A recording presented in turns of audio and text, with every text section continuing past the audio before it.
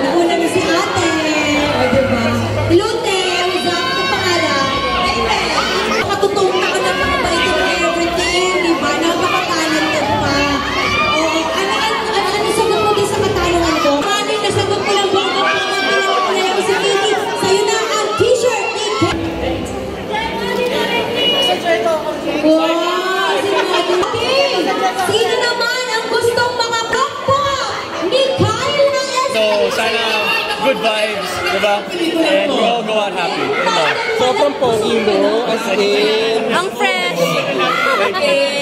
Nakatulog lang, nakatulog.